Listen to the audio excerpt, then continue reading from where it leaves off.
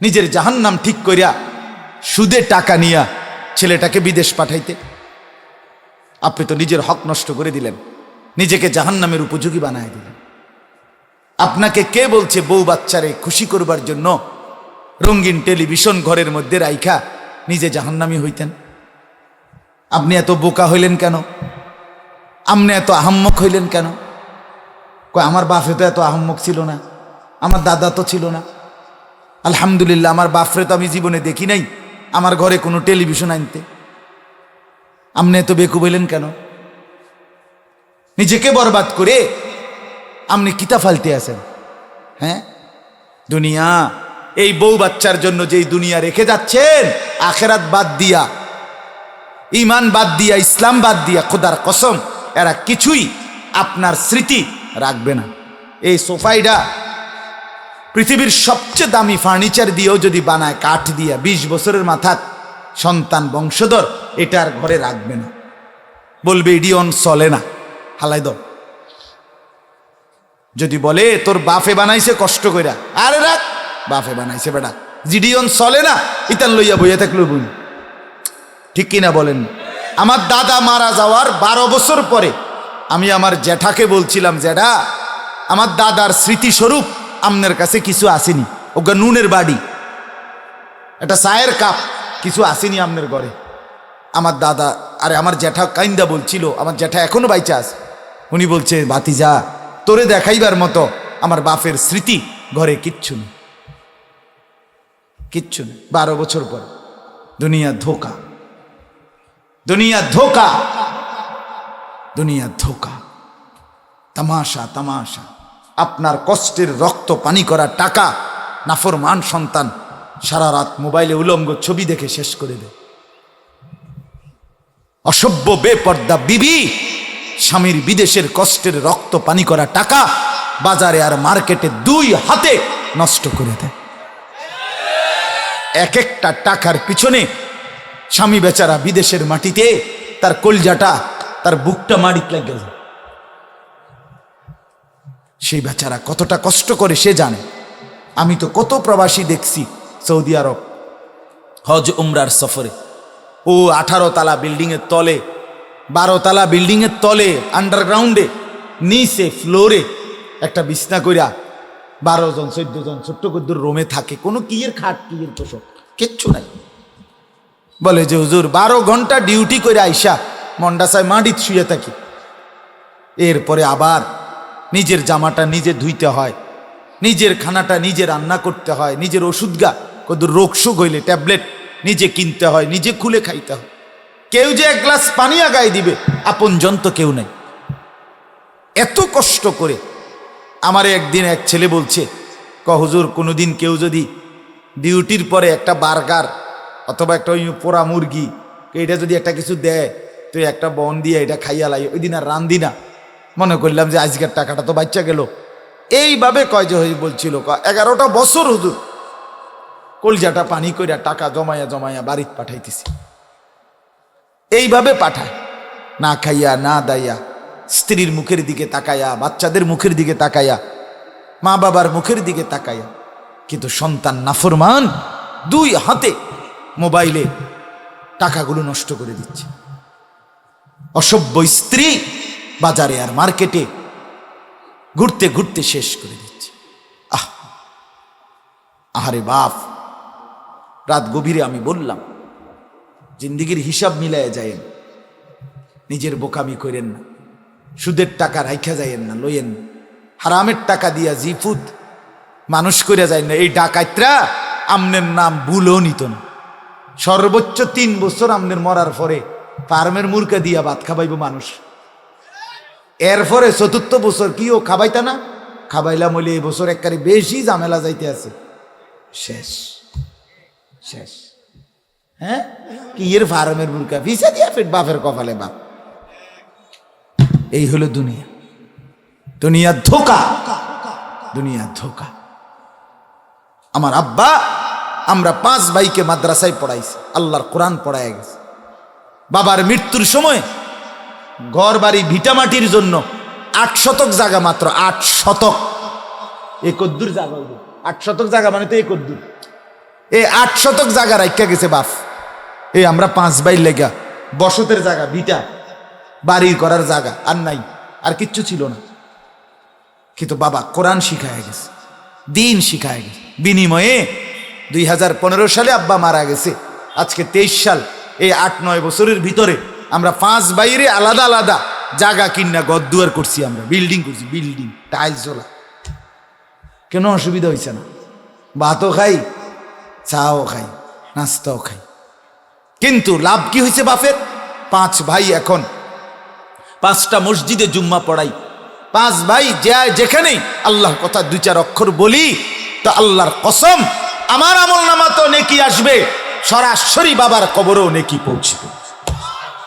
বাপও gainer, আমিও gainer, যদি আল্লাহ কবুল করে, যদি ইখলাস থাকে। বাপও লাভবান, আমিও লাভবান। সেজদা দিবে ফুতে, নেকি উঠবে কয়খানে? 2খানে। বাপের নামেও ফুতের নামে, লাভে লাভ, লাভে লাভ। মনোযোগ দিয়ে আল্লাহর কথা শোনো, তোমার জীবনের ভালো হবে। তোমার ভালো দরকার, তোমার পরিবর্তন দরকার। জীবনটা দুনিয়াতেও সুন্দর করা দরকার, জীবনটা আখিরাতেও সুন্দর করা দরকার। লাগামহীন জীবন, কোনো নিয়ম কানুন শৃঙ্খলা, ধর্মের অনুশাসন, কোনো নিয়ম কানুনের পাবন্দি ছাড়া মনের চাহিদা, যখন যা ইচ্ছা, যেদিন যা ইচ্ছা তাই চলা, তাই করা। কসম, এটা আল্লাহ পাক বলছে, এরে বলে জানোয়ার।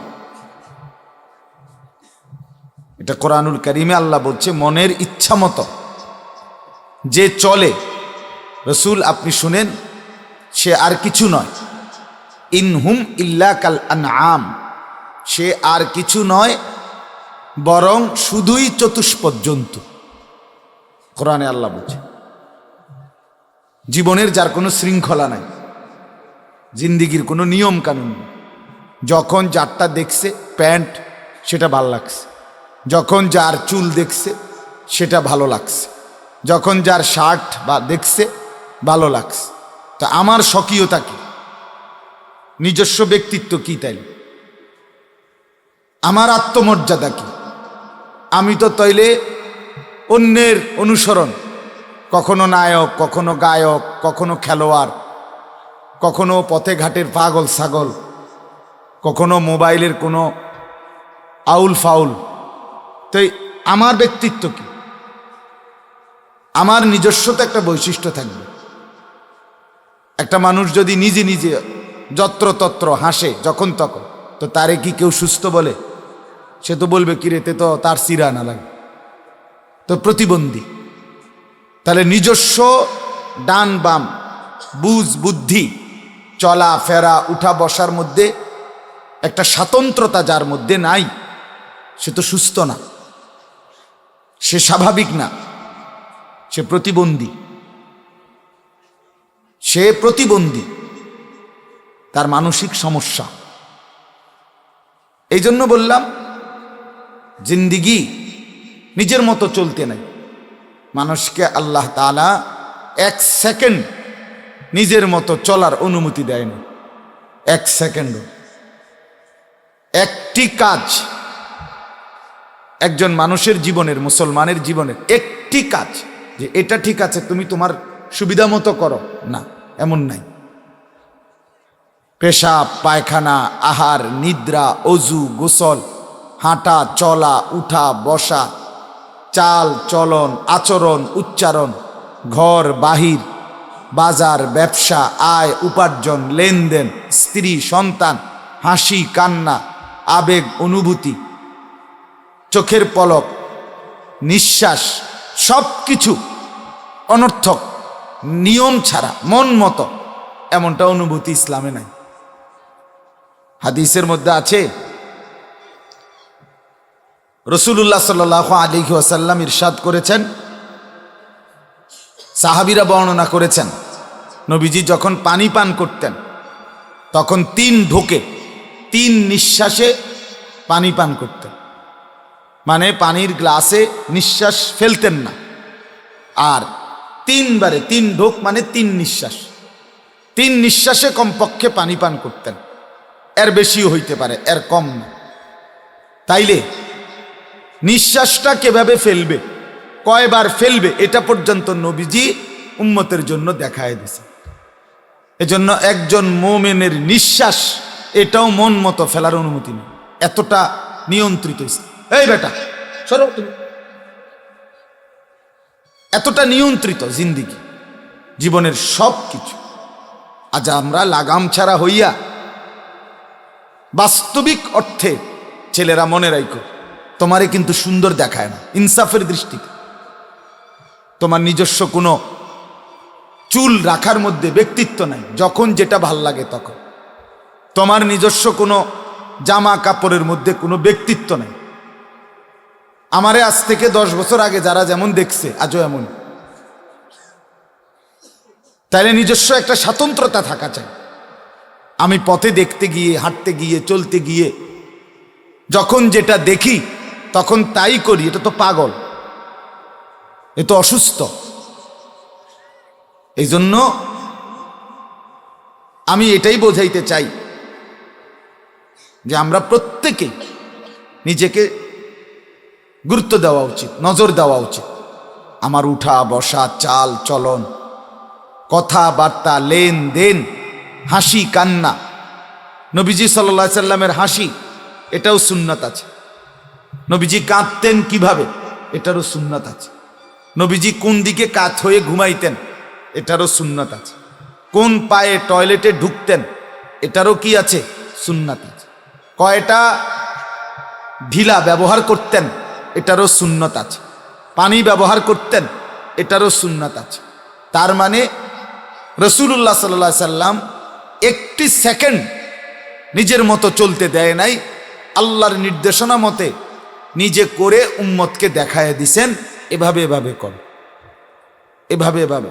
ফরজ গোসল সেটা পর্যন্ত কিভাবে করবে আল্লাহ নবী সাল্লাল্লাহু আলাইহি সাল্লাম সেটাও উম্মতের কাছে নবীজির স্ত্রীদের মাধ্যমে, সাহাবায়ে কেরামের মাধ্যমে প্রকাশ করে দিয়েছে। কোনো কিছু আড়ালে রাখেন, কোনো কিছু, কোনো কিছু। এই জন্য আমি বললাম আমরা মুসলমান। আত্মপরিচয় ভুলে যাওয়া, আমি মানুষ না জানোয়ার, আমি মানুষ না পশু, এটা যে বুঝে না, দেমাগে নাই, সে কোনো স্বাভাবিক মানুষ। নিজের পরিচয় চেনা চাই। আত্মপরিচয় বড় সম্পদ, নিজেকে চিনা। তোমার ভোটার আইডি কার্ডের মধ্যে লেখা আছে তোমার ধর্ম ইসলাম, তোমার জন্ম নিবন্ধন সনদের মধ্যে লেখা আছে তোমার ধর্ম ইসলাম, তোমার পাসপোর্টের মধ্যে লেখা আছে তোমার ধর্ম ইসলাম। তাইলে তুমি তো নিজে স্বেচ্ছায় প্রকাশ করেছ তুমি মুসলমান, তো চেহারা, সুরতে, চলনে, বলনে তোমার ইসলাম কোথায়, কোথায়? আর এটা যদি টোটালি তোমার পছন্দ নাই হয়, আল্লাহর কোরআন, রসুলের সুন্নাহ, ইসলামের নিয়ম কানুন, চলাফেরা, উঠা বসা, তো তুমি লিখলা কেন? তুমি এফিডেভিট করে কোনো অ্যাডভোকেটের মাধ্যমে হিন্দু হয়ে যাও, তাইলে তো তোমারে কেউ কিছু বলবে না। তুমি ইহুদি হয়ে যাও, তুমি খ্রিস্টান হয়ে যাও, তুমি বৌদ্ধ হয়ে যাও, অথবা কমপক্ষে নাস্তিক হয়ে যাও, ঘোষণা দাও যে না আমি মুসলমান, আমি আল্লাহকে পছন্দ করি, আমি মুহাম্মদ সাল্লাল্লাহু আলাইহি সাল্লামের নিয়ম কানুন চলাফেরা আমার কাছে ভাল লাগে না, আমি সিনেমার গোলাম, আমি নর্তকীর গোলাম, আমি ফুটবলের খেলোয়াড়ের গোলাম, আমি ক্রিকেট খেলোয়াড়ের গোলাম, অথবা আমি আমার সমবয়সী বন্ধু বান্ধবদের গোলাম। ওরা যেটা বলবে আমারে, দোস্ত এভাবে চল, আমি এভাবেই চলি। তো তুমি তো ওই সমবয়সী দাঁড়াইয়া মতে এরকম জানোয়ার, হাইওয়ান, তার গোলাম। তুমি আল্লাহর গোলাম হইলা কো? ঠিক বলার দরকার নেই, তামাশার ঠিক দরকার নেই, ঠিক না বললে চলবে, শুধু শুনো, শুনলেই ভালো। তোমার ঠিকের লেগে আমি বইয়া নাই। জন্য দোস্ত, আত্ম উপলব্ধি বড় সম্পদ, বড় সম্পদ, বড় নিয়ামত। জীবনে চিনা আমি কে, আমি আসলাম কোত্থেকে, আমাকে কে পাঠিয়েছে, কেন আসলাম, কি করছি, আমার করা উচিত ছিল কি, আমি যাব কোথায়? এদ্দুর যার দেমাগে নাই এ তো পাগল, তো মাতাল, তো প্রতিবন্ধী, এ তো অসুস্থ, এ অস্বাভাবিক, এ মানুষের সমাজ থেকে বহির্ভূত। আল্লাহ আমাদেরকে বোঝার তৌফিক দান করে। আবারও অনুরোধ করছি, হাতে ধরা মোবাইলগুলো নামাও ভাই। আবারও বলতেছি, হাতে ধরা মোবাইল আলগি দিও না ভাই। তোমার যদি পছন্দ না হয় তুমি কষ্ট করে উঠে যাও। তোমার মতো 2-4 জন অপদার্থ না শুনলেই ভালো। 2-4 জন আকামলা মানুষ না হলেও চলবে। এই 1450 বছর ধরে ইসলামী পর্যন্ত ঠিকভাবেই আসছে। কিছু মানুষ কামে লাগছে, কিছু কামে লাগে না, কিন্তু ইসলাম ঠিকই আছে, আছে না? আছে। নামাজ ঠিকই পড়া হচ্ছে। পৃথিবীতে কোনো কালে নামাজ বন্ধ হয়নি, সেজদা বন্ধ হয়নি, বন্ধ হবেও না। আমি কাজে লাগছি কিনা এটা দেখার বিষয়। আবু জাহেল, আবু লাহাব, উতবা, সাইবা, মক্কার বড় বড় সর্দার, তারা রাসূলুল্লাহ সাল্লাল্লাহু আলাইহি ওয়াসাল্লামের নবুয়তের তীব্র বিরোধিতা করছে, প্রচন্ড বিরোধিতা করছে কিনা? জুলুম, অত্যাচার, নির্যাতন নবীজির উপরে, সাহাবীদের উপরে অবর্ণনীয় করছে। তারা মনে মনে ভাবছে আমরা হদ্দার মাতব্বর, আমরাই যদি মুহাম্মদের কালেমা গ্রহণ না করি, হ্যাঁ দেখমু কদ্দুর আগা, কি করব দেখতাম না। আল্লাহ তাআলা বলছে, হ তোমরা দেখো কি হয়। ঠিকই এই সমস্ত বেঈমান এগুলো ঠিকই জাহান্নামী হয়ে গেছে, ইসলাম ঠিকই মদিনার বুকে, মক্কার বুকে, পৃথিবীর বুকে বিজয়ী হয়েছে। ইসলাম বিজয়ী হয়েছে। ওই আবু জাহেল, আবু লাহাবের মতো কিছু অপদার্থ কামে লাগছে না। কিন্তু আল্লাহ তাআলা তার দ্বীনের জন্য প্রয়োজনীয় সংখ্যক লোক আল্লাহ ব্যবস্থা ঠিকই করেছে। কুরআনুল কারীমে আছে, ইয়া আইয়ুহাল্লাযীনা আমানু মান ইয়ারতাদ্দা মিনকুম আন দীনি ফাসাউফা ইয়াতিল্লাহু বিকওমিন ইউহিব্বুহুম ওয়া ইউহিব্বুনা। আল্লাহ তাআলা বলেন, হে মুমিন, তোমরা চাইও আমি আল্লাহকে অক্ষম মনে করো না। তোমরা যদি সকলেই আমার দ্বীন থেকে, ইসলাম থেকে মুরতাদ হয়ে যাও, মান ইয়ারতাদ্দা মানে ইসলাম ত্যাগ করে ফেলো, কোনো সমস্যা নাই, কোনো সমস্যা নাই। ফাসাউফা ইয়াতিল্লাহু বিকওমিন, আমি আল্লাহ সাথে সাথে নতুন জাতি নিয়ে আসব। ইউহিব্বুহুম ওয়া ইউহিব্বুনা, যারা আমাকে ভালোবাসবে আমিও যাদেরকে ভালোবাসব। আমি নতুন মানুষ বানাবো, আমি নতুন করে আবার বানাবো। কাজে তোমরা আমি আল্লাহকে দুর্বলও ভেবো না। তোমার কাছে আমি কাঙ্গাল, তোমার কাছে আমি দুর্বল, তোমার জন্য তুমি সেজদা না দিলে আমি আল্লাহ কমে যাব, এমন না। আল্লাহকে কেউ বাড়াইতেও পারে না, আল্লাহকে কেউ কমাইতেও পারে না। গোটা পৃথিবীর সবাই যদি আব্দুল কাদের জিলানী হয় তবুও আল্লাহ বাড়বে না। গোটা পৃথিবীর সবাই যদি ফেরাউন আর নমরুদ হয় তবুও আল্লাহর কমবে না। লা ইয়াজিদুহু শাইউন ওয়া লা ইয়ানকুসুহু শাইউন। কোনো কিছু আল্লাহকে বাড়াইতেও পারে না, কোনো কিছু আল্লাহকে কমাইতেও। আল্লাহ আমাদের মুখাপেক্ষী না, আমরা আল্লাহর মুখাপেক্ষী, আমরা আল্লাহর মুখাপেক্ষী। লা ইয়াহতাজু ইলা শাইইন ওয়া কুল্লু শাইইন মুহতাজুন ইলাই। এই যে কুল হু আল্লাহু আহাদ আল্লাহুস সামাদ, একটা আয়াত আছে কিনা, এইটার অর্থ এটা। আল্লাহুস সামাদ অর্থ হইল যিনি কোনো জিনিসের মুখাপেক্ষী নন, বরং সব জিনিস যার মুখাপেক্ষী তাকে বলে সামাদ, আর তিনি শুধু আল্লাহ। আল্লাহ আনতুমুল ফুকারা ওয়া নাহনুল আগনিয়া। আল্লাহ বলছে তোমরা সব ফকির, মুখাপেক্ষী, আর আমি একমাত্র ধনী, মানে অমুখাপেক্ষী, অমুখাপেক্ষী। এজন্য আল্লাহ তাআলা বারবার বলছে, বান্দা তোমাকে আমি সুযোগ দিয়েছি।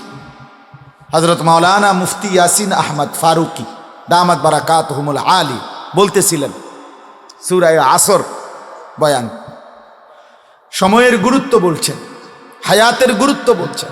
আল্লাহ বলছে বান্দা 30 বছর, 40 বছর, 50 বছর, 60 বছর, 70 বছর, 90 বছর, 100 বছর আমি দিছি, সুযোগ দিয়েছি।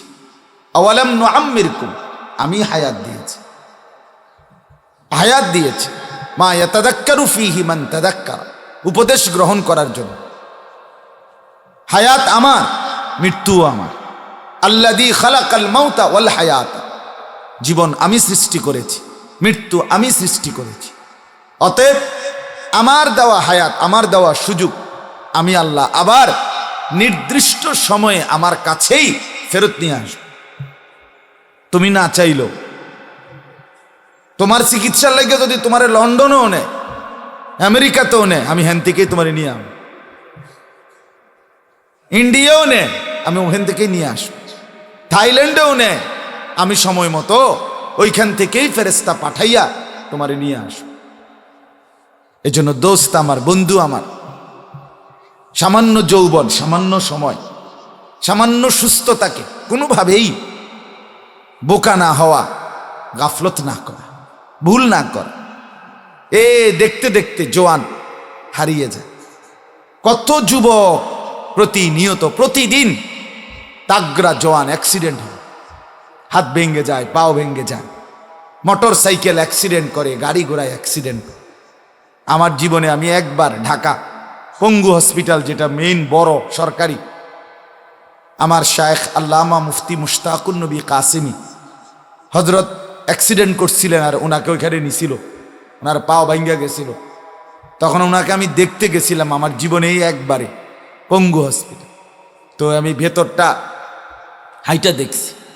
আহা, জীবনে কেউ যদি কষ্ট কাকে বলে দেখতে চায়, সে যেন একবার গিয়া দেখে, একবার দেখে আসো। কত অসংখ্য যুবক সরাসরি টানা দিয়া রাখছে, আলগি দিয়া রাখছে, আজকে 2 মাস 1 মাস, একবার আস্তা মানুষটারে আলগি দিয়া শিকের মধ্যে ঝুলাই রাখছে, পঙ্গু, হাত ভাঙ্গা, পাও ভাঙ্গা, বিভিন্ন রকম। আহা কি কষ্ট! মানে আমি শিহরে উঠছি যে আল্লাহ, মানুষের মুসিবত এরকমও হয়, মানুষের বিপদ এমনও হয়। মানুষের মুসিবত যদি দেখতে চাও বন্ধু, বার্ন ইউনিটে কোনোদিন যাও, যেখানে আগুনে পোড়া রোগীর চিকিৎসা হয়, আগুনে পড়ে গেছে কোনো অংশ, বার্ন ইউনিটের রুগী। আমি তাও একবার, আমার এক পরিচিত ছেলে, তাকে রাস্তায়, স্বাভাবিক মানুষ যাইতেছিল, হঠাৎ বেখেয়ালে হোটেলওয়ালা আস্তা কড়াইয়ার গরম পানি, তেল বা পানি বা গরম তেল বা পানি হবে, বাহিরে মারছে। এই ছেলে মাদ্রাসার ছাত্র, তার গায়ে পড়ে গেছে, তার এই পুরাটা রান পিছনের এটা জ্বলে গেছে। এই ছেলেটা কুমিল্লা মেডিকেল কলেজে বার্ন ইউনিটে ছিল অনেকদিন, আমি তখন দেখতে গেছিলাম একদিন। আহা, চিৎকার কাকে বলে! আস্তা জলজ্জান্ত জীবিত মানুষটার চামড়া এগুলার এমনি এমনি হাত দিয়ে চিল্লা চিল্লা তুলতেছে। হ্যাঁ বন্ধু, আল্লাহ তাআলা তোমাকে এতক্ষণ পর্যন্ত ভালো রাখছে, এতক্ষণ পর্যন্ত। আমি আগস্ট মাসে এই বছর পাবনা গেছিলাম, এই পাগলের যে হসপিটাল, এটা দেখতে গেছি, মানে মাহফিলে গেছি। বিকালবেলা এই মেন্টাল হসপিটালে গেছিলাম, আমারে পরিচিতরা নিয়ে গেছে। আমি আসর থেকে মাগরিব প্রায় 1-1.5 ঘন্টা ওইটার ভিতরে ঘুরে ঘুরে দেখছি। বিশ্বাস করো ছেলেরা, আমি নিজ চোখে দেখছি। যদি আমি 300 মানুষ দেখে থাকি, তো 300 রুগীর 298 জনই এই যুবক, সর্বোচ্চ 2 জন বা 4 জন বুড়া মানুষ, আর সব নওজোয়ান ছেলে, পাগল।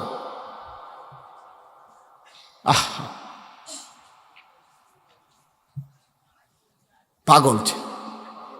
এজন্য দোস্ত, আল্লাহ তাআলা সুস্থ রাখছে। হাত পাও ছুটতেছ, মাতবুরি মাস্তানি, এই তাফালিং তোমার বাপের ক্ষমতায় না, তোমার নেতার ক্ষমতায় না, তোমার দাদার ক্ষমতা, আল্লাহ তাআলার দয়ায়। 3 বারের বেশি 4 বার 1 ঘন্টার মধ্যে টয়লেটে গেলে আর পায়খানা হইলে তোমার মতো তাগরা বেড়া আস্তে শুয়ালায়,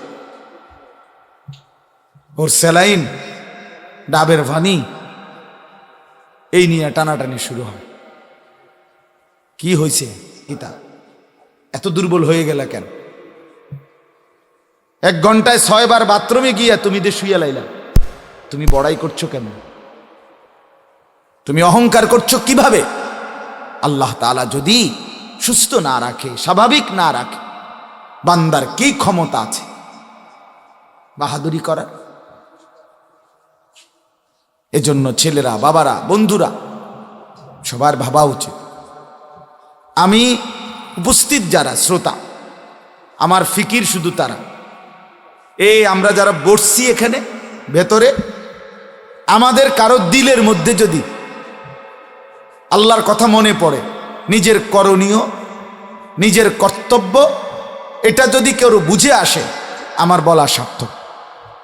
একজন হোক, একজনই হোক, একজন যদি বুঝে ভাবে যে হ্যাঁ আসলে তো ঠিক, আমি তো আসলেই, আমাকে চিনা উচিত, আল্লাহকে চিনা উচিত, তাইলে আমার বলা সার্থক, যথেষ্ট, যথেষ্ট।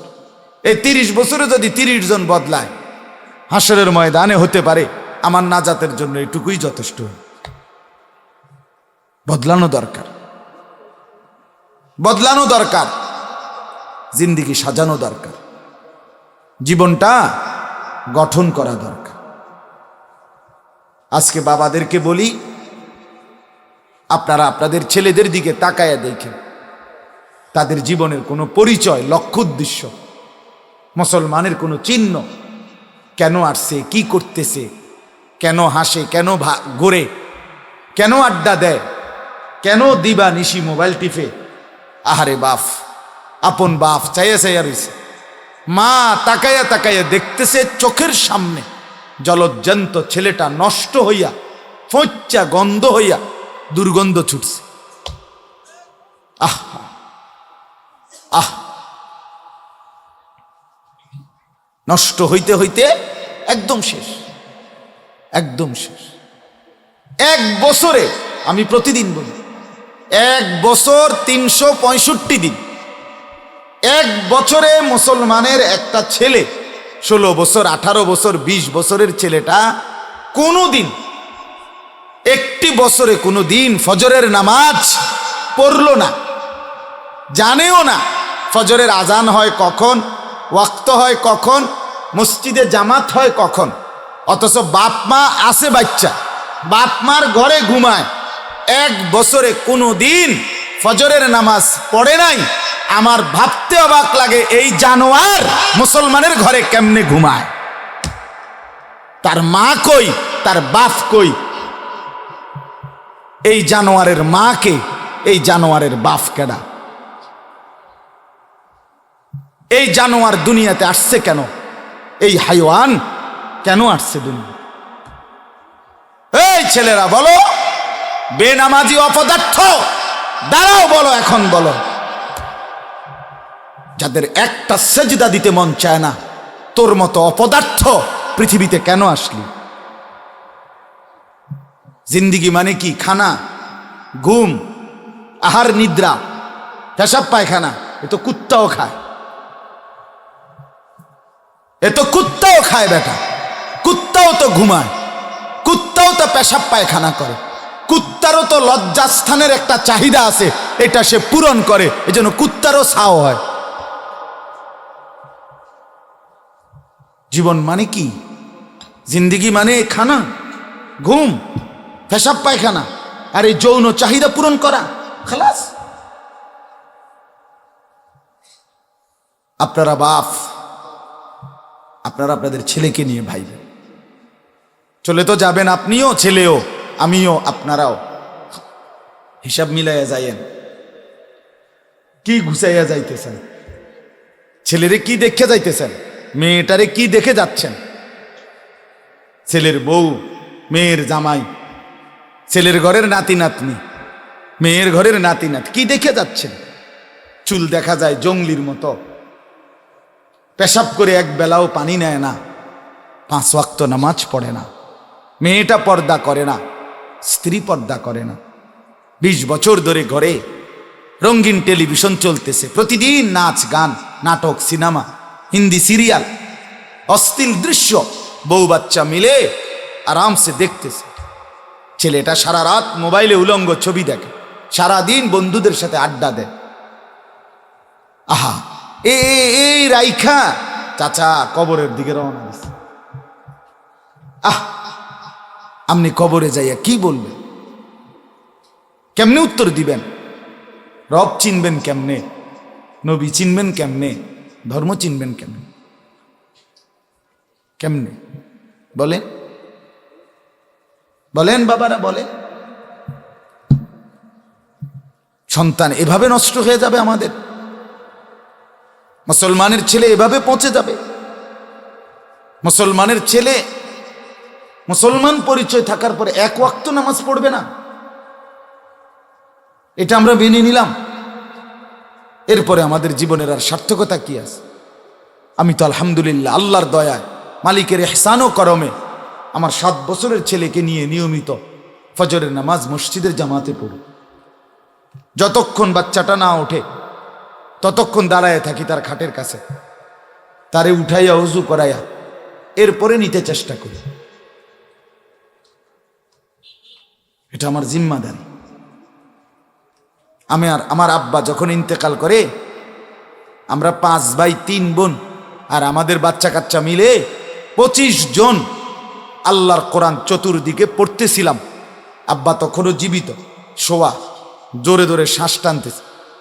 এই অবস্থায় আমার আব্বা ইন্তেকাল করছে। আমি বলছিলাম আমার মাকে, মা, মুনকার নাকির প্রশ্ন যদি করে আব্বাকে, মান রব্বুক, তোমার রবকে, আমার আব্বা বলবে 25 জন বংশধর রবের কোরআন পড়ার রাইখা কবরে আইছি বেটা, রব চিনব না কেন? রব চিনব না কেন? হ্যাঁ, ছেলেরা বলো, সারাদিনে 1 ওয়াক্ত নামাজের সেজদা দিলা না, আহা জানোয়ার, আহা হাইওয়ান, হায় কি করলা সারাদিন? তোমার আল্লাহ নাই, তোমার রসুল নাই, তুমি মায়ের পবিত্র দুধ খাও নাই, তুমি মুসলমানের ঘরে জন্ম নেও নাই, তোমার রক্তে ইসলাম নাই, তোমার কালেমা নাই, তোমার কোনো ইমানের বন্ধন নাই, তুমি কাফের, বেঈমান, ইহুদি, খ্রিস্টান, নাস্তিক, মুরতাদ, এই বেঈমানদের থেকে বড় হইছ। তোমারে ওই জানোয়াররা বড় করছে,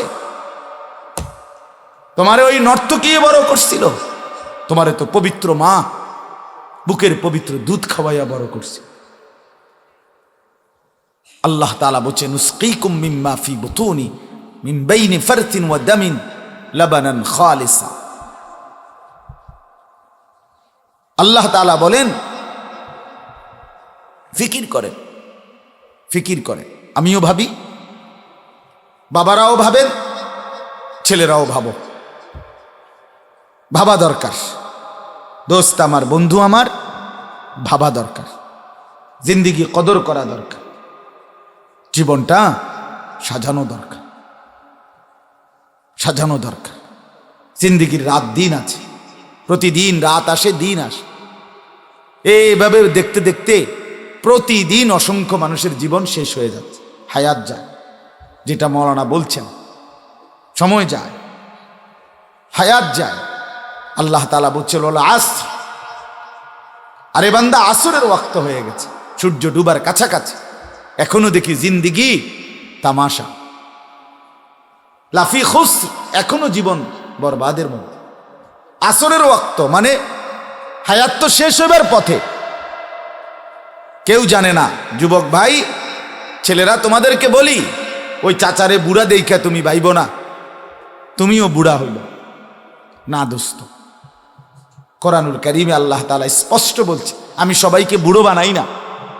আমিনকুম মান ইউতাওয়াফা মিন ক্বাবলু, আমি অসংখ্য ব্যক্তিকে বৃদ্ধ অবস্থায় পৌঁছবার আগেই, যৌবন থাকতে থাকতেই মৃত্যু দিয়ে দেয়। এটা কোরআনের আয়াত, আল্লাহ বলছে। এজন্য আমরা ভাবনা দরকার।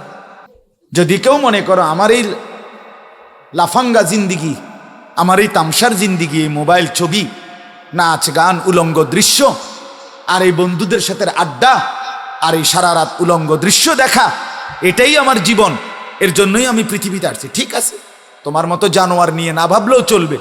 কিন্তু যদি কেউ ভাবো ইসলাম নিয়ে, যদি হৃদয়ে কারো আল্লাহর মহব্বত থাকে, ইসলাম নিয়ে চিন্তা থাকে, তাহলে এই রং তামাশার জিন্দিগি দিয়া ইসলামের পরিবর্তন হবে না। ইয়াহুদীদের কিতাবে সরাসরি লেখা আছে, এই ইয়াহুদীদের, যে মুসলমান যেদিন জুমার দিন আর ফজরের নামাজ, মুসলমানের দুই নামাজের মুসল্লি যেদিন বরাবর হবে, জুম্মা এবং ফজর, কোন কোন? কসম আল্লাহ, এটা তাদের পাদ্রীদের কথা, যে মুসলমানদের জুমা এবং ফজর এই দুই নামাজের মুসল্লি যেদিন বরাবর হবে, সেদিন মুসলমানদের হাতে গোটা পৃথিবী পরাজিত হবে, কেউ আর জিততে পারবে না। আমাদের বিজয় ফজরের নামাজে, আমাদের বিজয় ফজরের নামাজে। এই জন্য পৃথিবীর সমস্ত ইবলিস শয়তান তার সর্বোচ্চ চেষ্টা ব্যয় করে মুসলমান যেন ফজরের নামাজে না ওঠে। এই জন্য কত কাজে কতখানে পাওয়া যায় মুসলমান কম বেশ, কিন্তু ফজরের নামাজে পাওয়া যায় 4 জন 5 জন, বুড়া মানুষ, মুরব্বী, ঠিক না বলে? দুশ্মন জানে এখানে বিজয়, এখানে সফলতা। আমি হাদিস শুনাই, রাসূলুল্লাহ সাল্লাল্লাহু আলাইহি সাল্লাম, স্পষ্ট হাদিসে আছে, নবীজির জামানায় কিছু লোক এমনও ছিল যারা নবীজির সামনে আইসা কালেমা পড়তো, কিন্তু ভিতরে ভিতরে ইমানদার ছিল না। এগরে বলা হতো মুনাফিক। কি বলেন? কি?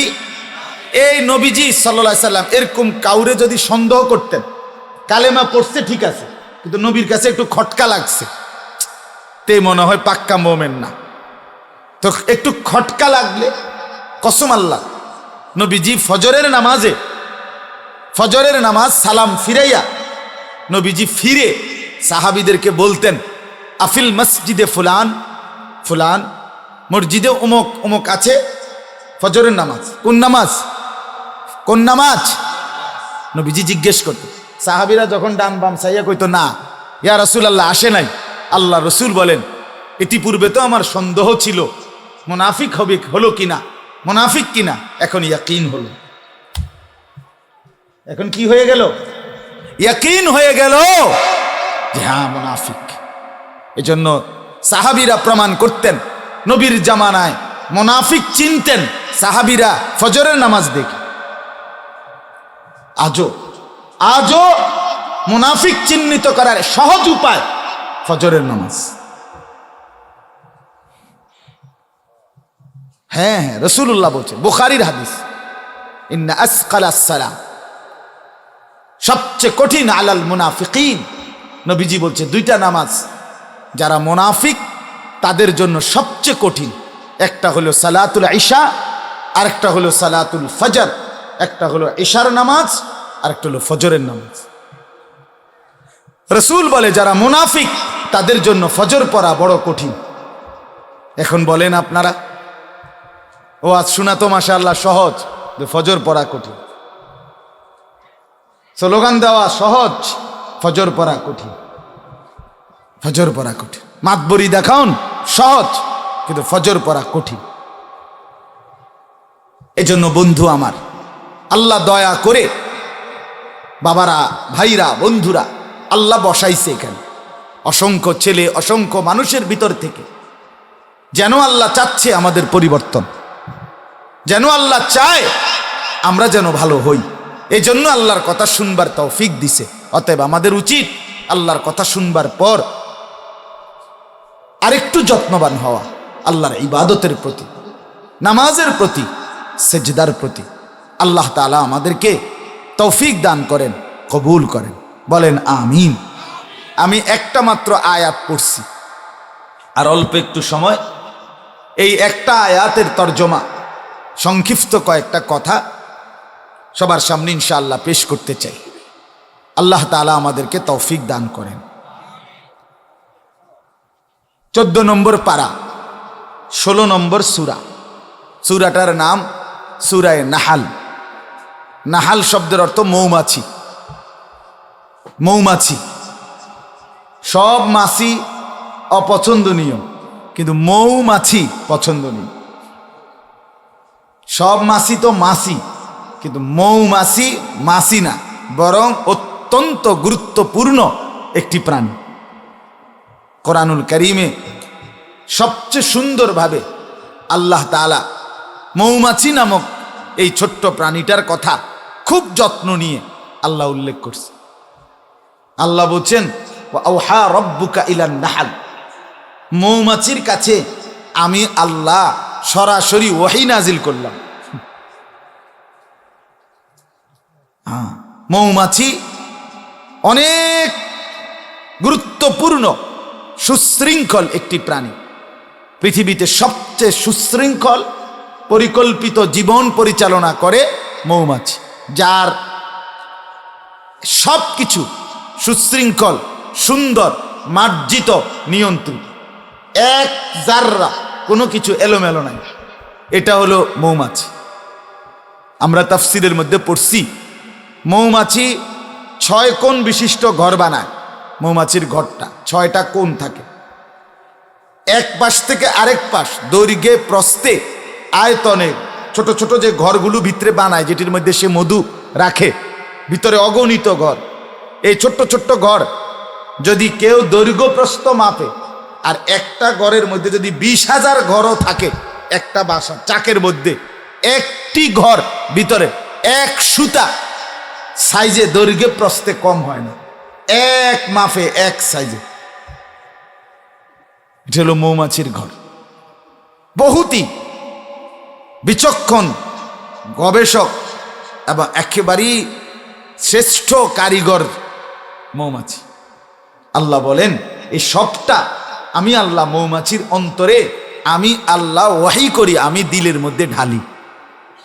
কেমনে ঘর করবে, কোথায় বাসা করবে, কোন রাস্তা দিয়া যাবে, কোন কোন খান থেকে মধু আনবে, আবার ফিরতে এখানে আছে আশ্চর্য কথা আছে যে আজীব, মৌমাছি একমাত্র প্রাণী যে তার ফুল খুঁজতে, মনে করেন এখানে মৌমাছির বাসা, এখান থেকে যদি সে 30 মাইল দূরেও কোনো ফুল আনতে যায়, ফুলের মধু আনতে যায়, আসার পথে সে মৌমাছি একমাত্র প্রাণী যেটা মধু সংগ্রহ করে নিজ বাসায় ফেরত আসবার জন্য কোনো সময় 1 সেকেন্ডের জন্য রাস্তা বলে না, রাস্তা তার অচেনা হয় না।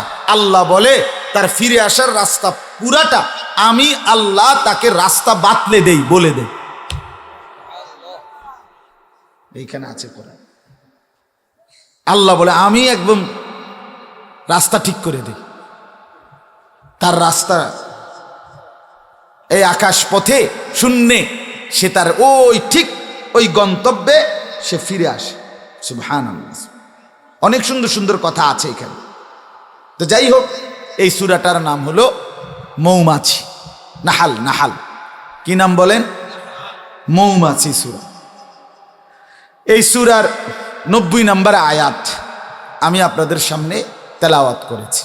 একটি আয়াত, ইন্নাল্লাহা ইয়া'মুরু বিল আদলি ওয়াল ইহসান ওয়া ইতা'i যিল কুরবা ওয়া ইয়ানহা আনিল ফাহশা'i ওয়াল মুনকারি ওয়াল বাগি ইয়াইযুকুম লাআল্লাকুম তাযাক্কারুন। এই একটা আয়াত। এই আয়াতটা কোরআনুল কারীমের জাওয়ামিউল কালিম, হযরত আব্দুল্লাহ ইবনে মাসউদ, নবী সাল্লাল্লাহু আলাইহি সাল্লামের সাহাবী, তিনি বর্ণনা করেন কোরআনুল কারীমের কিছু আয়াত আছে যেটা এমন অর্থবহ যে পুরা কোরআনের বক্তব্য, ইসলামের সমস্ত কথা, নবীজির পুরা 23 বছরের জিন্দেগির খোলাসা, সারাংশ এক আয়াতের মধ্যেই নিহিত এরকম কিছু আয়াত কোরআনে আছে, তন্মধ্যে সর্বশ্রেষ্ঠ হলো এই আয়াত।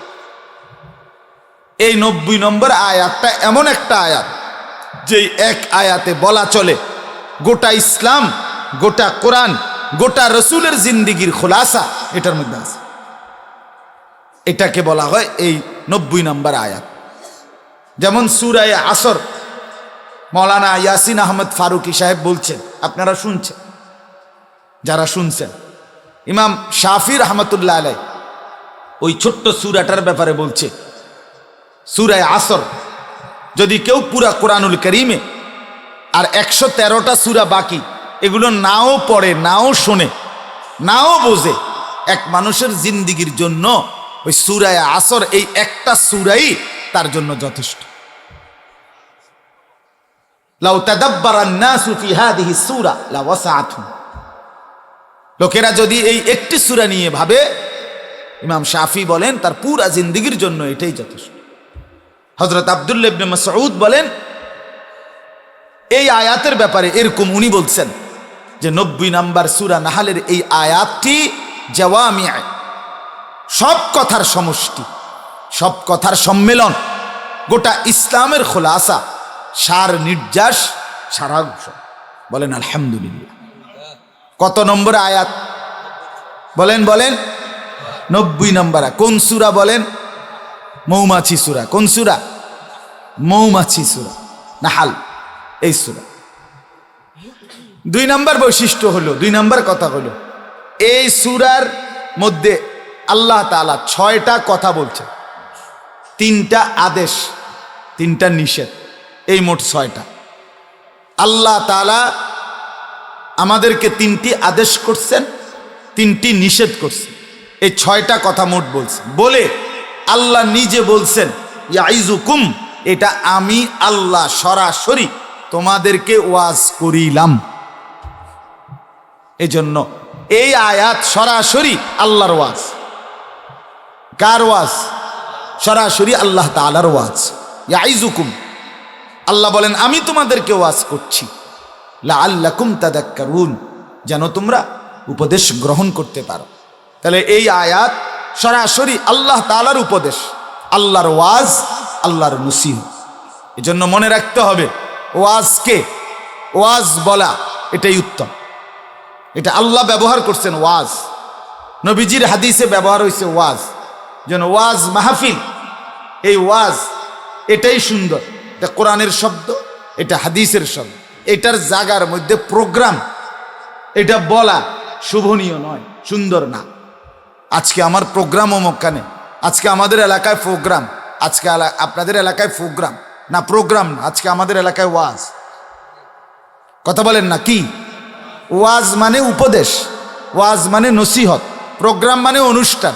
অনুষ্ঠান তো যে কোনো কিছু হইতে পারে, বিয়ার এটাও তো প্রোগ্রাম, খানা খাবানি এটাও তো প্রোগ্রাম। তাহলে ওয়াজ এটা কোরআনের শব্দ।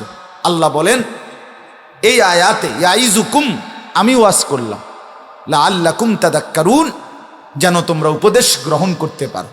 তাহলে দ্বিতীয় বৈশিষ্ট্য বুঝলেন এই আয়াতের, যে এই আয়াতটি সরাসরি কার ওয়াজ? বলেন না কার?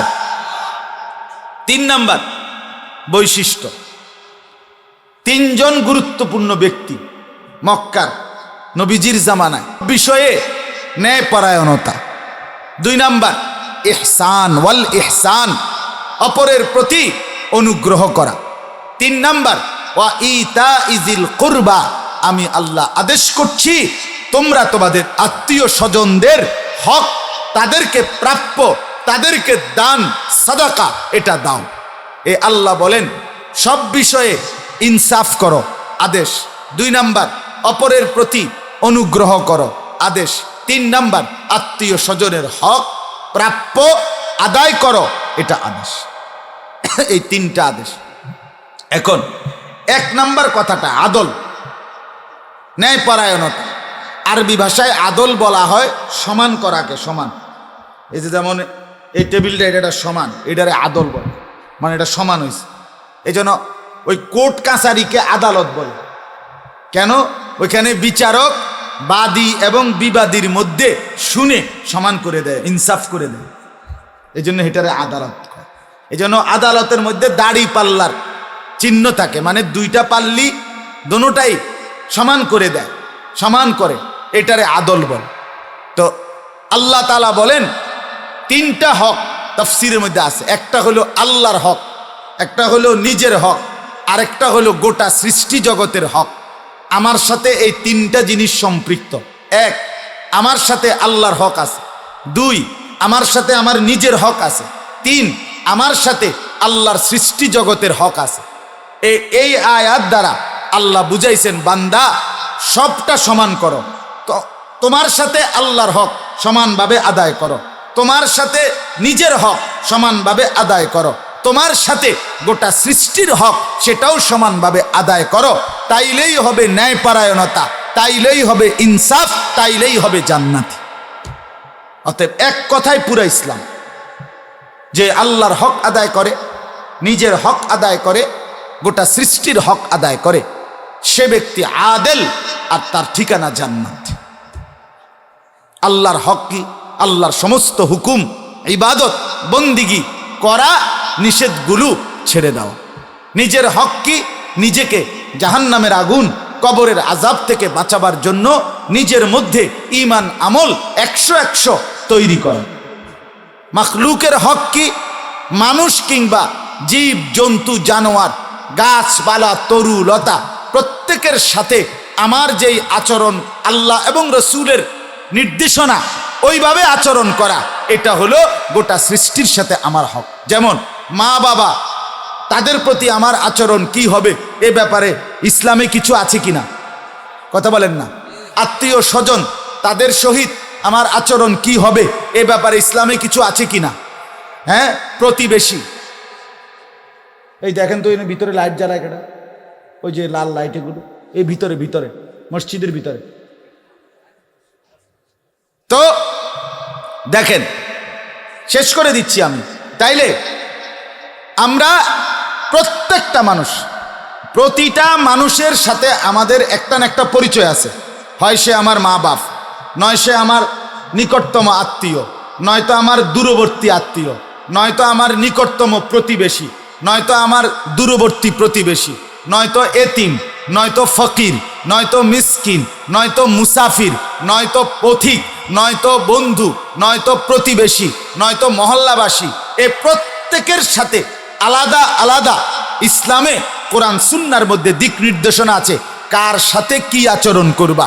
ব্যবসায়ী হলে কি করবা, ক্রেতা হইলে কি করবা, তুমি যদি কর্মচারী হও তাইলে কি করবা, তুমি যদি মালিক হও তাইলে কি করবা, তুমি যদি নেতা হও তাইলে কি করবা, তুমি যদি কর্মী হও তাইলে কি করবা, তুমি যদি ইমাম হও তাইলে কি করবা, তুমি যদি মুক্তাদি হও তাইলে কি করবা, তুমি যদি স্বামী হও তাইলে কি করবা, তুমি যদি বাবা হও তাইলে কি করবা, তুমি যদি ভাই হও তাইলে কি করবা, তুমি যদি বন্ধু হও তাইলে কি করবা। ইসলাম একটা একটা করে তা বলেছে, সেগুলো আদায় করা, এগুলো মাখলুকের হক, বান্দার হক।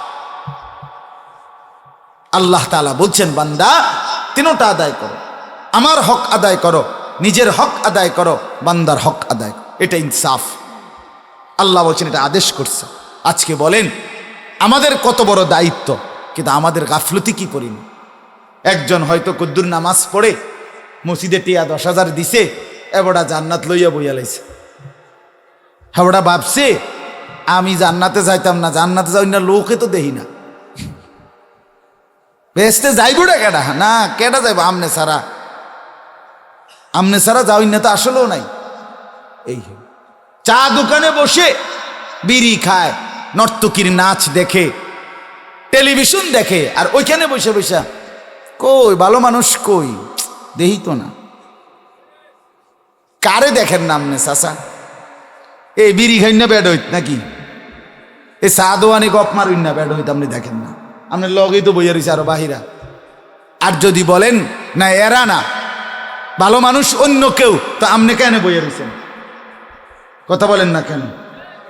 এই জন্য বাপ, মূলত এটা বুঝতে হবে, জান্নাতে যেতে হলে, আখিরাতের মুক্তি পেতে হলে আমাদের জিম্মাদারি অনেক। মুসলমান গাফেল হয় না, মুসলমান খামখেয়ালি হয় না, মুসলমান তুচ্ছ তাচ্ছিল্য অবহেলায় জিন্দেগি নষ্ট করতে পারে না। আমাদের অনেক কাজ, আল্লাহর হক আদায় করা, নিজের হক আদায় করা, এই পৃথিবীর মানুষের সাথে আমার সম্পৃক্ত হক আদায় করা, এত কিছু আদায় করে এরপরে জান্নাত বুঝাই নিতে হবে, গ্রহণ করতে হবে। আপনি খামখেয়ালি আর তামসা করলে হবে না। এজন্য মুসলমানকে নবী বলছে প্রত্যেক মুসলমান দ্বীনি ইলম অর্জন করা ফরজ। ফরজ, আপনি সেই ফরজ গুরুত্ব দিলেন না, হাসরের ময়দানে আটকাবেন, এতে কোনো সন্দেহ নেই, এতে কোনো সন্দেহ। আমি একদিন একজন রে মুরব্বীরে কইলাম, আপনি কোরআন শরীফ সহি শুদ্ধ পড়তে পারেননি? এবারটা কয় আমার ফুত নাতি মিল্লা 3 জন হাফেজ। হেবডার ফুত নাতি মিল্লা 3 জন হাফেজ, কাজেই উনার কোরআন শরীফ অশুদ্ধ হইলেও উনার বেহেস্তে যাইতে অসুবিধা হইব না, উনার এটা আন্দাজ আছে। তাহলে এই যে বুঝ, এই বুঝ আপনি কোত্থেকে পাইলেন? আপনি এই দিমাগ কোত্থেকে নিলেন? আপনি সুদ খাবেন, ঘুষ খাবেন, আপনি ভুল কোরআন পড়বেন, অশুদ্ধ তেলাওয়াত করবেন, আপনি নাচ দেখবেন, গান দেখবেন, নাটক দেখবেন, সিনেমা দেখবেন, নর্তকীর নাচ দেখবেন, জিনা ব্যভিচারের দৃশ্য দেখবেন, সুদের লেনদেন করবেন, কিস্তি উঠাবেন, কিস্তি নিবেন, আর আমনের নাতি আমনের বেহেস্তে নিবে। এটা নবী বলছে না। সুপারিশ মানে এই, সুপারিশ মানে এই, সুপারিশ মানে জান্নাত। কথা বলেন না কেন?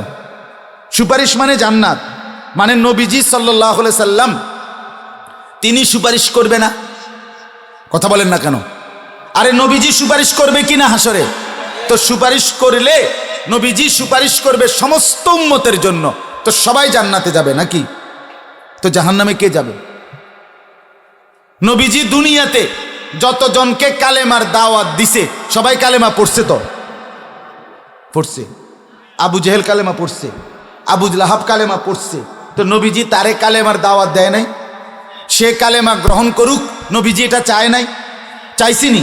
আবু তালেবের ইমানের জন্য নবী কাঁদছিনি, তো সে কালেমা পড়লো না কেন?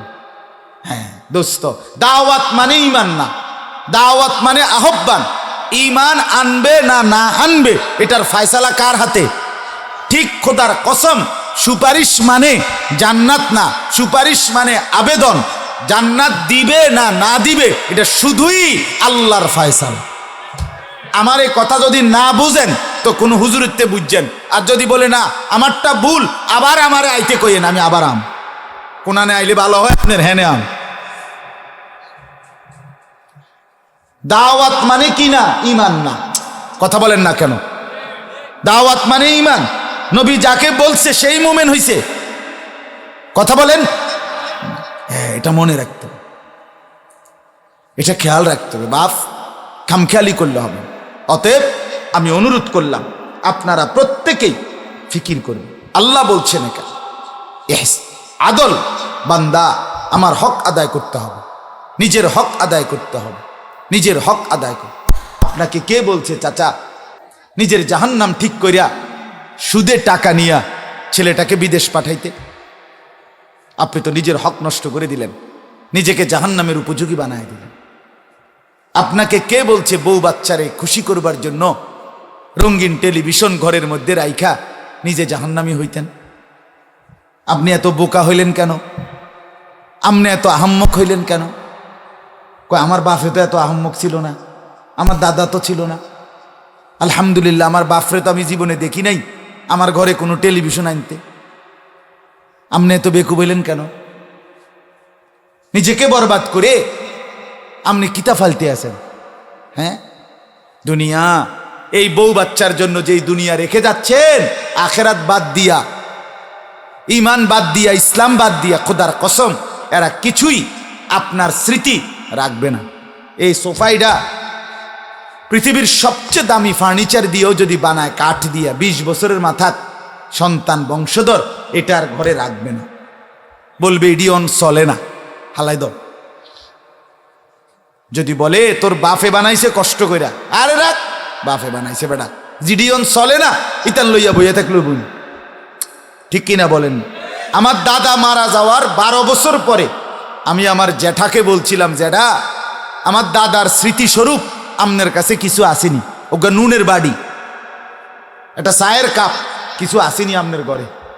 আমার দাদা আরে আমার জ্যাঠা কাইন্দা বলছিল, আমার জ্যাঠা এখনো বাইচা আছে, উনি বলছে ভাতিজা তোরে দেখাইবার মতো আমার বাপের স্মৃতি ঘরে কিচ্ছু নেই, কিচ্ছু নেই। 12 বছর পর দুনিয়া ধোকা, দুনিয়া ধোকা, দুনিয়া ধোকা, তামাশা তামাশা। আপনার কষ্টের রক্ত পানি করা টাকা নাফরমান সন্তান সারা রাত মোবাইলে উলঙ্গ ছবি দেখে শেষ করে দেয়। অসভ্য বেপর্দা বিবি স্বামীর বিদেশের কষ্টের রক্ত পানি করা টাকা বাজারে আর মার্কেটে 2 হাতে নষ্ট করে দেয়। এক একটা টাকার পিছনে স্বামী বেচারা বিদেশের মাটিতে তার কলজাটা তার বুকটা মাটিতে লেগে যায়। সেই বেচারা কতটা কষ্ট করে সে জানে। আমি তো কত প্রবাসী দেখছি সৌদি আরব হজ উমরার সফরে, ও 18 তালা বিল্ডিং এর তলে, 12 তালা বিল্ডিং এর তলে আন্ডারগ্রাউন্ডে নিচে ফ্লোরে একটা বিছনা কইরা 12 জন 14 জন ছোট্ট কুদ্দুর রোমে থাকে। কোনো কিয়ের খাট কিয়ের তোষক কিচ্ছু নাই। বলে যে হুজুর 12 ঘন্টা ডিউটি করে আইসা মন্ডাসায় মাটিতে শুয়ে থাকি, এরপরে আবার নিজের জামাটা নিজে ধুইতে হয়, নিজের খানাটা নিজে রান্না করতে হয়, নিজের ওষুধগা কদ্দুর রোগ সুখ হইলে ট্যাবলেট নিজে কিনতে হয়, নিজে খুলে খাইতে হয়। কেউ যে 1 গ্লাস পানি আগায় দিবে আপনজন তো কেউ নাই। এত কষ্ট করে আমারে একদিন এক ছেলে বলছে হুজুর কোনোদিন কেউ যদি ডিউটির পরে একটা বার্গার অথবা একটা ওই পোড়া মুরগি এটা যদি একটা কিছু দেয় তুই একটা বন দিয়ে এটা খাইয়া লাই, ওই দিন আর রান্ধি না। মনে করলাম যে আজকের টাকাটা তো বাচ্চা গেল। এইভাবে কয় যে বলছিল 11টা বছর হুজুর কলজাটা পানি কইরা টাকা জমাইয়া জমাইয়া বাড়িতে পাঠাইতেছি। এইভাবে পাঠায়, না খাইয়া না দাইয়া, স্ত্রীর মুখের দিকে তাকাইয়া, বাচ্চাদের মুখের দিকে তাকাইয়া, মা বাবার মুখের দিকে তাকাইয়া। কিন্তু সন্তান নাফরমান 2 হাতে মোবাইলে টাকাগুলো নষ্ট করে দিচ্ছে। অসভ্য স্ত্রী বাজারে আর মার্কেটে ঘুরতে ঘুরতে শেষ করে দিচ্ছে। আহারে বাপ, রাত গভীরে আমি বললাম জিন্দিগির হিসাব মিলাইয়া যায়েন, নিজের বোকামি করেন না, সুদের টাকা রাইখা যাইয়েন না, লইয়েন না, হারামের টাকা দিয়া জিফুত মানুষ করে যায় না। এই ডাকাতরা আমনের নাম ভুলেও নিত না। সর্বোচ্চ 3 বছর আমনের মরার পরে ফার্মের মুরগা দিয়া ভাত খাবাইব মানুষ। এরপরে 4র্থ বছর কি ও খাবাইতা না, খাবাইলাম হইলে এই বছর একবারে বেশি ঝামেলা যাইতে আছে। শেষ শেষ। হ্যাঁ কি এর ফার্মের মুরগা ভিসা দিয়া ফিট বাপের কপালে বাপ। এই হলো দুনিয়া, দুনিয়া ধোকা, দুনিয়া ধোকা। আমার আব্বা আমরা 5 ভাইকে মাদ্রাসায় পড়াইছি, আল্লাহর কোরআন পড়ায় গেছে। বাবার মৃত্যুর সময় ঘর বাড়ি ভিটামাটির জন্য 8 শতক জায়গা, মাত্র 8 শতক, 71 জায়গা, 8 শতক জায়গা মানে তো 71, এই 8 শতক জায়গা রাখা গেছে বাপ। এই আমরা 5 ভাই লেগা বসতের জায়গা, ভিটা বাড়ি করার জায়গা আর নাই, আর কিচ্ছু ছিল না। কিন্তু বাবা কোরআন শিখায় গেছে, দিন শিখায় গেছে। বিনিময়ে 2015 সালে আব্বা মারা গেছে, আজকে 23 সাল। এই 8-9 বছরের ভিতরে আমরা 5 ভাইরে আলাদা আলাদা জায়গা কিনা গদ্দুয়ার করছি, আমরা বিল্ডিং করছি, বিল্ডিং টাইলস জ্বলা। কেন অসুবিধা হয়েছে না? ভাতও খাই, চাও খাই, নাস্তাও খাই। কিন্তু লাভ কি হয়েছে বাপের? 5 ভাই এখন 5টা মসজিদে জুম্মা পড়াই। 5 ভাই যেখানেই আল্লাহর কথা 2-4 অক্ষর বলি তো আল্লাহর কসম আমার আমল নামা তো নেকি আসবে, সরাসরি বাবার কবরেও নেকি পৌঁছবে। বাপও গেইনার, আমিও গেইনার, যদি আল্লাহ কবুল করে, যদি ইখলাস থাকে। বাপও লাভবান, আমিও লাভবান। সেজদা দিবে ফুতে, নেকি উঠবে কয়খানে? 2খানে। বাপের নামেও ফুতের নামে, লাভে লাভ, লাভে লাভ। আর আপনার যে ছেলেটা খারাইয়া মুতে 18 বছরের দামরা, আপনি এই জানোয়ারের বিদেশ পাঠানের লেগা সুদে টাকা লইতেছেন। একদিকে ওইটাও নাফরমান, আরেকদিকে আপনার টাকাও নাফরমানির টাকা, 2 মিল্লা আপনি করলেন ডাকি। ছি ছি ছি ছি, ছি। হ্যাঁ, এজন্য ছেলেরা বাপ মনে রাখো, জীবন সুন্দর করো, জীবন সুন্দর করো। আমি আর বাড়াবো না, বাকিগুলো অন্য কোনো সময়। এই একটা হুকুম বল, 6টা কথার শুধু শব্দ বলছি। 1 নাম্বার আল্লাহ বলছেন ন্যায়পরায়ণতা, ইনসাফ। 2 নাম্বার অপরের প্রতি অনুগ্রহ। 3 নাম্বার আত্মীয় স্বজনের হক আদায়। আর 3টা নিষেধ করছেন আল্লাহ বলছে, কোনো অশ্লীলতা করবা না, কোনো মন্দ গুনার কাজ করবা না, কোনো জুলুম অত্যাচার সীমালঙ্ঘন করবা না। বান্দা আমার আদেশ, কিন্তু আমি একটা কথাকে শুধু ব্যাখ্যা করছি, আদল, ইনসাফ, আল্লাহর হক আদায় করা। কেন নামাজ পড়বেন না? আরে ভাই, নামাজ কেন পড়বান? কোরআনে আল্লাহ বলছে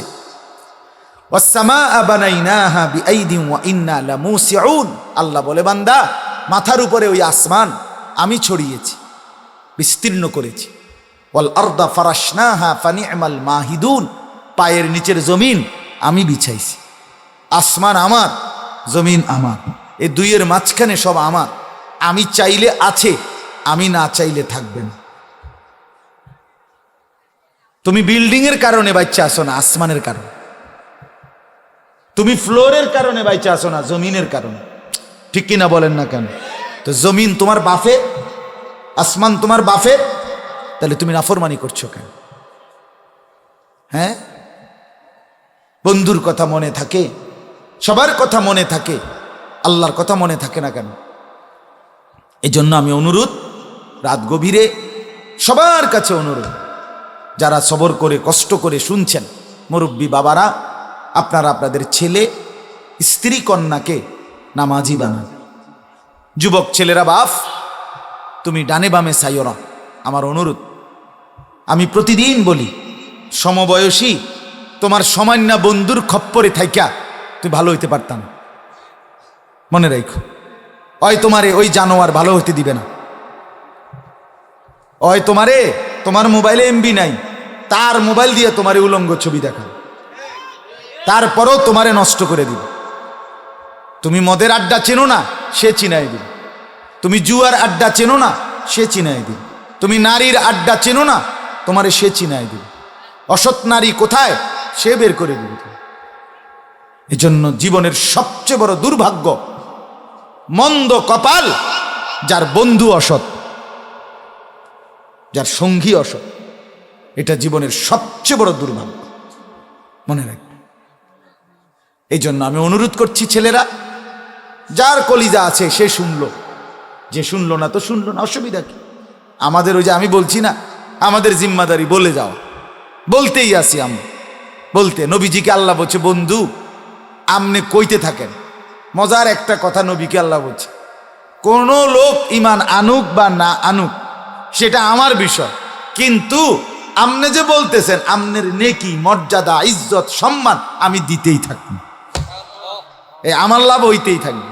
আমি বলছি, আমি দরদ নিয়ে বলছি। এই জন্য আমরা প্রত্যেকে আল্লাহকে ডাকি, রাসূলুল্লাহ সাল্লাল্লাহু আলাইহি সাল্লামকে ভালোবাসি, 5 ওয়াক্ত নামাজ পড়তে চেষ্টা করি, নাই তো ইসলামের বিজয় আসবে না, আমাদের আগামী দিনের নিরাপত্তা মিলবে না। ফিলিস্তিনের মুসলমান ইসরায়েলের ইহুদিদের দ্বারা নির্যাতিত, কাশ্মীরের মুসলমান ইন্ডিয়ার দ্বারা নির্যাতিত, রোহিঙ্গা মুসলমান বার্মা মিয়ানমারের বৌদ্ধদের দ্বারা নির্যাতিত। এইভাবে নির্যাতন একদিনও চিরেই আমাদের মাথার উপরেও আসবে। এত এত এত চরিত্রহীনতা কোনো জাতিকে নিরাপদ রাখে না। এই দিবা নিশি 2 আঙ্গুলে এইভাবে অশ্লীল ছবি, নাচ, গান, আর মা বোনরা এরকম বেপর্দা, বেহায়াপনা, আর ঘরে ঘরে এইভাবে রঙিন টেলিভিশন কোনো জাতিকে বেশি দিন সুস্থ রাখবে না। আমগো বেশি দিন বয়স না, এত রঙে নাচছেন না। বাংলাদেশ এখনো 100 বছর হয়েছে না, 100 বছর হয়ে গেছে, কথা বলে না। 1971 থেকে 100 বছর হয়ে গেছে। তাহলে 50 বছর, 52 বছরের ব্যবধানে যুব সমাজের যদি চরিত্রের এই অবস্থা হয়, বেনামাজি যদি এই পরিমাণ বেড়ে যায়, মা বোনদের বেপর্দা যদি এত বেশি হয়, আগামী 30 বছর পরে কি হইতে পারে এই সমাজ, কল্পনা করো।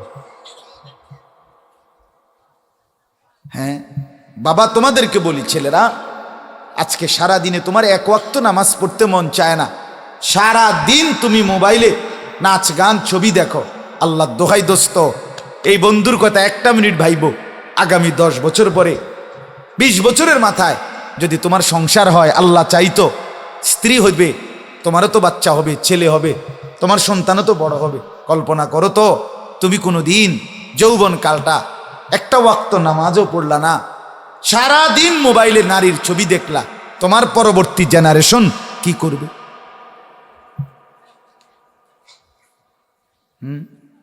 এখন নামাজি বাপের ফুত হইয়া তুমি যদি এরম করো, তো তোমার মতো বেনামাজি বেহায়ার পুতে কি করব?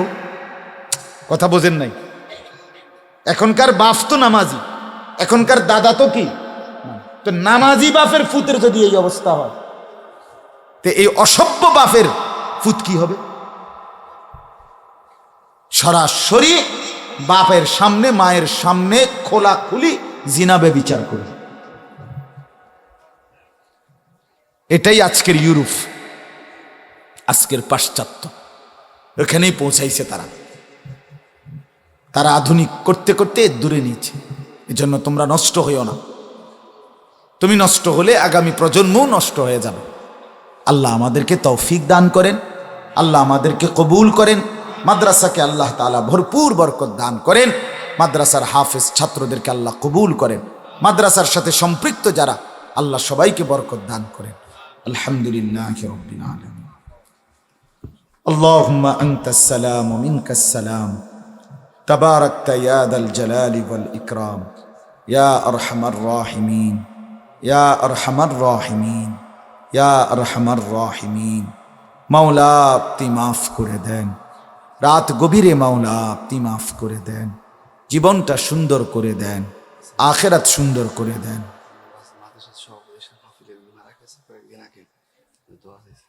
আল্লাহ আপনি মেহেরবানি করেন, আল্লাহ আপনি সবাইকে কবুল আর মনসুর করেন। আয় আল্লাহ জীবনটা সুন্দর করে দেন, আখলাক সুন্দর করে দেন, আখিরাতের ফিকির দান করেন, জীবনে ইনসাফ করার মতো তৌফিক দান করেন। মাওলা আপনার হক আদায়ের তৌফিক দেন, নিজের হক আদায়ের তৌফিক দেন, মখলুকের হক আদায়ের তৌফিক দেন। আল্লাহ আমার বাবা চাচা মুরব্বীদেরকে আরো বেশি নেক আমলের তৌফিক দান করেন। জওয়ান যুবক ছেলেগুলোকে নামাজি বানায় দেন। আল্লাহ এদের কলিজার মধ্যে আপনি বুঝ দান করেন। আল্লাহ আপনি দয়া না করলে, আপনি রহম না করলে এরা বদলাবে না। আল্লাহ আপনি একটু দয়া করেন, আপনি রহম করেন, আপনি দয়া করেন। মুসলমানের চেহারা, মুসলমানের যুবকের চুল দাড়ি চেহারা ইসলামের মতো করে দেন, মুসলমানদের মতো বানিয়ে দেন। কাফের মুশরিকদের সাদৃশ্য থেকে এদেরকে ফিরায়া দেন মাওলা, এদেরকে ফিরায়া দেন, এদেরকে ফিরায়া দেন। মাহাদির পক্ষে রাখেন, দাজ্জালের বিরুদ্ধে রাখেন। আল্লাহ আপনি কবুল করেন, কবুল করেন। সমস্ত কবরবাসীদেরকে মাফ করে দেন, মাফ করে দেন। এলাকার আশপাশের যত মুর্দেগান সবাইকে মাফ করে দেন। কিয়ামত পর্যন্ত কবরের আযাব মাফ করে দেন। আল্লাহ যে সভাপতি সাহেব ইন্তেকাল করেছেন অল্প কিছুদিন আগেই, আল্লাহ তার কবরকে নূরে নূরে ভরপুর করে দেন, নূরে নূরে ভরপুর করে দেন। আল্লাহ ভরপুর করে দেন। মাদ্রাসার সাথে সম্পৃক্ত যতজন কবরে, তাদের সবাইকে মাফ করে দেন। এখনো যারা জীবিত জুড়ে আছে তাদের সবাইকে উত্তম জিন্দিগি দান করেন। মাদ্রাসার ছাত্র উস্তাদ সকলকে কবুল আর মনসুর করেন। আল্লাহ যে ছেলেগুলো পাগড়ি পেল, হাফেজ আলেম মুত্তাকি আরিফ রব্বানি বানিয়ে দেন, বাকি ছেলেগুলোকেও হাফেজ আলেম বানিয়ে দেন। আল্লাহ সবাইকে কবুল করেন। পর্দার আড়ালের মা বোনদেরকে পর্দা পুশিদা দান করেন। অসুস্থ বিমারি যারা শিফা করে দেন। কামাই রুজিতে হালাল বরকত দান করেন। শহরে বন্দরে দেশে বিদেশে প্রবাসে যে যেখানে আছে সহি সালামতে নিরাপদে রাখেন মাওলা। ফিলিস্তিনের মজলুম মুসলমানকে রেহাই দেন, রেহাই দেন।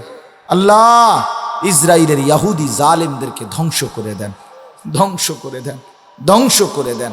মুসলমানের বিজয় দান করেন, মুমিনের বিজয় দান করেন, ইসলামের বিজয় দান করেন, কালেমার বিজয় দান করেন। আল্লাহ এই যুবকদেরকে ফিরায়া দেন, যুবকদেরকে ফিরায়া দেন। আল্লাহ আমি যুবকের পরিবর্তন চাই, আল্লাহ আমি যুবকের পরিবর্তন চাই। আমি নওজওয়ানদের পরিবর্তন চাই, আমি ভিক্ষা চাই মাওলা, আমি ভিক্ষা চাই, আমি ভিক্ষা চাই মাওলা, আমি ভিক্ষা চাই মাওলা। আপনি আমাদের ছেলেদেরকে ফিরায় দেন। এরা না আসলে, এরা সেজদা না করলে ইসলামের জন্য লড়বে কে মাওলা? আমাদের সন্তানরাই যদি না আসে, আপনার দ্বীনের জন্য জান বাজি রাখবে কে মাওলা? আমার এই সন্তানদেরকে ফজরের নামাজে মসজিদে আসবার তৌফিক দান করে। আপনি চাইলে হবে মাওলা। আপনি ওমরের দিল বদলে দিছেন, আপনি এই সাহাবীদের জিন্দেগি বদলে দিছেন, আপনি এই নওজওয়ানদের জীবন বদলে দেন, আখলাক বদলে দেন। আল্লাহ এদের থেকে এদের কলিজার মধ্যে ঈমান আমল দান করেন, তাকওয়া দান করেন। মাদ্রাসা খানা কবুল করে নেন। মাদ্রাসার জায়গা, জমি, টাকা পয়সা, বুদ্ধি, পরামর্শ, দান, সাদাকা সব আপনি কবুল করে নেন, কবুল করে নেন। রব্বির হামহুমা কামা রব্বায়ানি সগীরা। সুবহান রাব্বিকা রব্বিল ইজ্জাতি আম্মা ইয়াসিফুন ওয়া সালামুন আলাল মুরসালিন ওয়ালহামদুলিল্লাহি রাব্বিল আলামিন। প্রিয় ভাই, এক